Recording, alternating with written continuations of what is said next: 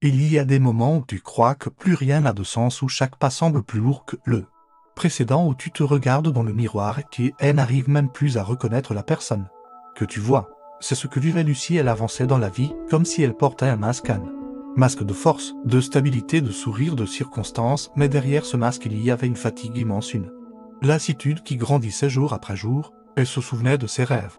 Ils étaient là quelque part, mais tellement enfouis sous les couches de responsabilité et de déception qu'ils ressemblaient à de vagues souvenirs. Un soir, elle a reçu un message anodin d'une ancienne amie qui disait simplement « Tu te rappelles quand tu disais que tu voulais parcourir le monde, écrire un livre, inspirer les gens?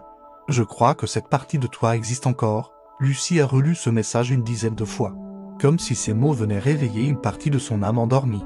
Ce soir-là, elle n'a pas trouvé le sommeil. Elle a repensé à la petite fille qu'elle avait été, à ses carnets remplis de phrases, à ses yeux qui brillaient quand elle parlait de l'avenir. Elle s'est demandé « Est-ce que je suis encore capable de rallumer cette lumière ?» Le lendemain matin, au lieu de se précipiter dans sa routine, elle a pris un cahier vierge et elle a écrit une phrase en haut de la page « Je veux vivre. » Pas seulement exister, ce n'était pas grand-chose. Mais pour elle, c'était un acte de rébellion contre l'oubli. Une façon de dire qu'elle refusait de s'effacer. Et à partir de là, elle a décidé de faire une petite chose chaque jour qui la rapprocherait de cette vérité. Elle a commencé à marcher dans un parc le soir, à observer le ciel, à écrire ce qu'elle ressentait sans se juger. Au début, ce n'était que des miettes de changement, presque invisibles.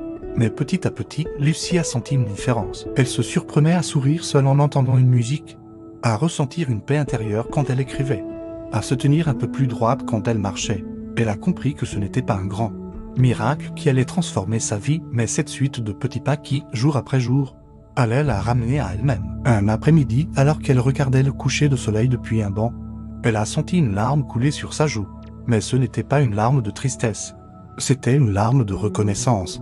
Comme si elle se remerciait elle-même d'avoir choisi de ne pas s'abandonner. Elle savait que le chemin serait encore long, qu'il y aurait des obstacles, des doutes, des moments de découragement. Mais elle avait trouvé quelque chose de précieux, la certitude qu'elle pouvait toujours recommencer, qu'il n'était jamais trop tard pour rallumer une flamme.